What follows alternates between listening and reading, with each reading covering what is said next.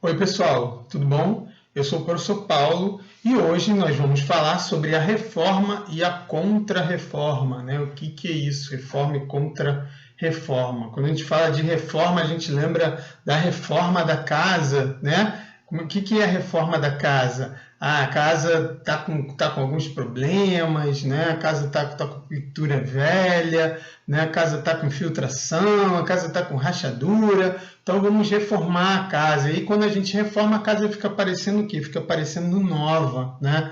Então essa é uma ideia de reforma. A reforma da história é mais ou menos isso, né? Mas aí que casa é essa que precisava ser reformada? Essa casa que precisava ser reformada era a igreja cristã, né? A origem, né, das igrejas cristãs está justamente a partir das pregações de Jesus Cristo, né? Jesus Cristo, há mais de 2000 anos, né, pregou lá no Oriente Médio, né, e os discípulos, ou seja, os seguidores deles, né, levaram adiante, né, as ideias, as crenças de Jesus Cristo, e a partir desses discípulos, então, surgiu, né, a igreja cristã, e a primeira das igrejas cristãs foi a igreja católica, né, a igreja católica apostólica romana, né, porque ela passou, né, essa igreja começou a crescer, né, se espalhou pelo mundo, chegou até Roma, né, e em Roma estabeleceu aí a sua sede, né? Começou no Oriente, mas foi parar em Roma, e em Roma estabeleceu a sua sede até hoje, né? A sede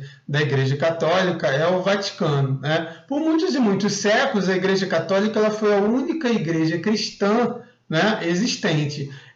Até que durante a Idade Média, né, a gente tem uma primeira divisão da Igreja Católica, a gente vai ter o surgimento da Igreja Católica ortodoxa no Oriente da Europa, na Europa Oriental, né, onde estaria, né, parte da Rússia, Grécia, né? Então, assim, a gente vai ter uma igreja, né, que não é tão diferente assim, né, da igreja, tem muitas características parecidas com a igreja católica, né? Mas a principal diferença é que ela não segue, né, as ordens do Papa, né, que é o chefe da igreja católica romana, né? Essa principal diferença aí. Então a gente já tem uma primeira divisão durante a Idade Média. Outras, né, divisões, né, até houve, na verdade, várias tentativas, né, de criação de outras igrejas cristãs, pessoas que não concordavam, né, com coisas que eram ditas, que eram ensinadas ou que eram feitas pela Igreja Católica, mas geralmente essas divisões elas eram perseguidas, né? Havia uma perseguição muito grande para quem pensasse contrário, diferente da Igreja Católica, né? Era preciso muito apoio, né? Apoio político muito forte, como foram, né?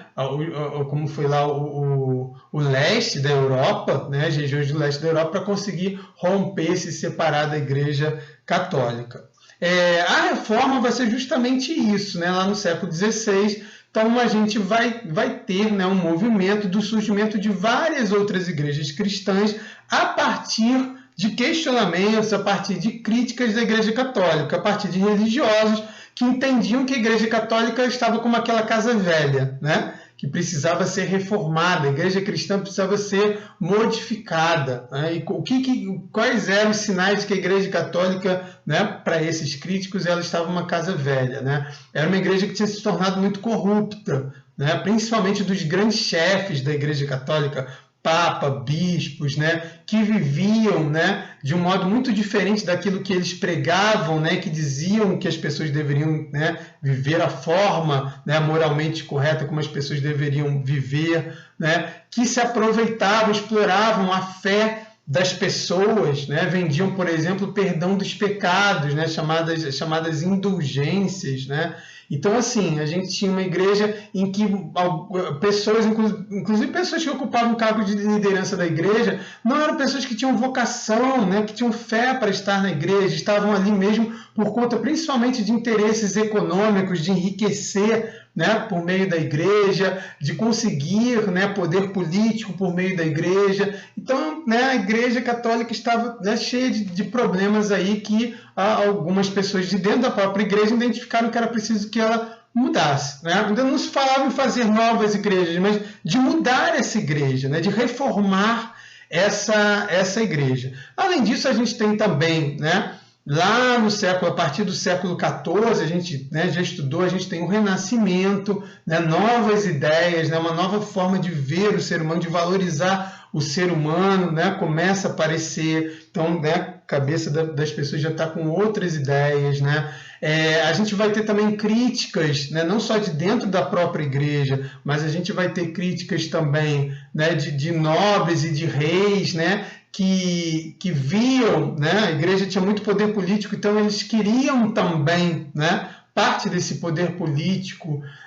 A gente tem críticas também dos homens ricos, né, chamada burguesia, né, que questionava, né, o fato da igreja proibir o lucro, né, proibir os juros, né, empréstimo a juros, porque a igreja dizia que isso era pecado, né, baseando-se até no próprio ensinamento de Jesus Cristo, que dizia: empreste a quem pedir emprestado sem pedir de volta. Mas os donos de banco, os comerciantes, não achavam nada interessante essa ideia, né? Então passaram a questionar a própria igreja, que defendia aí, né, esse combate aos juros, ao lucro e tal. Então, muito bem, né? A gente tem vários, então, né, vários motivos aí de críticas para a Igreja Católica, né? Então, o primeiro grande crítico que vai surgir no século XVI para a Igreja Católica e que vai ter sucesso, né, na sua mobilização, ele vai ser justamente um monge da Igreja Católica, uma pessoa que fazia parte da Igreja Católica, que era o Martinho Lutero. Então, Martinho Lutero, na Alemanha, ele vai fazer críticas à igreja, né? A ideia original era de reformar essa igreja. Então, ele vai fazer um protesto, né,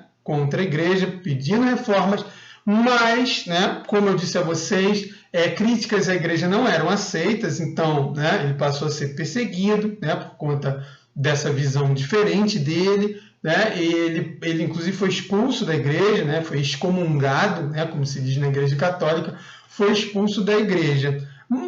Né, muitas das vezes o destino daqueles que questionavam a igreja era a morte, mas ele, né, conseguiu escapar da morte porque ele teve o apoio justamente de nobres da Alemanha que queriam, né, que estavam de olho em aumentar o poder deles, que a igreja, né, muitas vezes tinha poder inclusive político que os impedia, né, de exercer um poder maior do que eles queriam. Então, em busca de mais poder, né, esses nobres, eles acabaram se aliando então a Martinho Lutero, e Martinho Lutero, expulso da igreja, ele acabou criando a sua própria igreja, né, com a sua própria fé, né? O que ele então defendia em termos de fé, diferente da igreja, né? Na verdade, assim, tinha 95, né, ideias diferentes da igreja. A gente não vai falar dessas 95, né? A gente vai falar de algumas delas. Por exemplo, né, ele era contra a questão da crença em santos, né? Ele achava que as pessoas não precisavam de intermediários, né? O que é o intermediário? Aquele que vai estar entre os homens e Deus. Ele acreditava que pela fé, né, as pessoas podiam se comunicar em suas orações com Deus. Não precisava de ter padre, não precisava de ter santo, nada disso, né? Bastava que as pessoas em suas orações se comunicassem com Deus. Acreditava que a salvação da alma das pessoas vinha pela fé, pela crença. A Igreja Católica dizia que era a fé, mas que precisava também ter boas obras, boas ações, né? O Lutero, ele acreditava que, né, a fé era mais importante do que tudo isso, bastava crer, né, nessa salvação, que ela, né, aconteceria. Então, outra coisa importante, né, o Lutero também vai trazer, né, nas cerimônias, nos cultos, né, da sua igreja, eles vão ser feitos em línguas nacionais, no caso, né, na língua alemã. O que vai ser a primeira vez, porque, na verdade, assim, as missas, né, os cultos da Igreja Católica, digamos assim, eles eram sempre realizados em latim, que era, né, uma língua, né, que veio do antigo Império Romano, né, mas que era uma língua que, né, já não era mais conhecida por todos. Então, muitas vezes, as missas, né, a pregação dos padres, ela era incompreendida, né, pela população. Então, trazer isso para as línguas, né, as línguas nacionais, como, por exemplo, o alemão, né, o inglês, português, né, enfim, né, as várias línguas dos vários países, né, isso foi muito importante para aproximar, né, a religião das pessoas. Isso também aconteceu com a própria Bíblia, né, que passou a ser traduzida, melhor dizendo, em línguas nacionais. Depois, né, do Lutero, a gente vai ter na França, né, o João Calvino, né, que vai criticar a igreja, vai ser perseguido por isso, vai para a Suíça, né, foge da França para a Suíça, e na Suíça ele cria então a igreja calvinista, né, com ideias muito parecidas com a de Lutero, mas com algumas novidades, como por exemplo a ideia da predestinação, né? Ele defendia para os seus fiéis que a salvação, né, que a salvação da alma das pessoas não era algo que dependia das próprias pessoas, mas apenas de Deus, né? Que Deus já teria predestinado, ou seja, já teria definido o destino, né? Antes das pessoas, antes mesmo delas existirem, Deus já teria definido. E como é que as pessoas saberiam se estavam salvas ou não? Ele dizia que a prosperidade, né, das pessoas, a prosperidade material das pessoas, né, principalmente, seria um indicativo, então, de que Deus estaria com aquelas pessoas, as abençoando, então elas estariam entre os salvos. Por conta disso, né, dessa defesa aí da ideia da prosperidade como algo, né, com que indicava a salvação, muitos burgueses, muitos homens ricos, né, se viram aí, né, representados por essa igreja. Né? Então, né, essa igreja acabou acolhendo, né, recebendo muitas dessas pessoas, tendo apoio de muitas dessas pessoas. Né? Aqui no Brasil, né, a gente tem como, hoje em dia, nos dias de hoje, né, como representante dessa igreja, da igreja calvinista, a igreja presbiteriana. E a gente também tem, né, nessa mesma época, a terceira grande igreja que vai surgir nesse momento aí da Reforma, que é a igreja anglicana, ou a igreja da Inglaterra, que não surge por questões de fé, mas que surge por questões políticas, né, por questões econômicas, por questões até pessoais.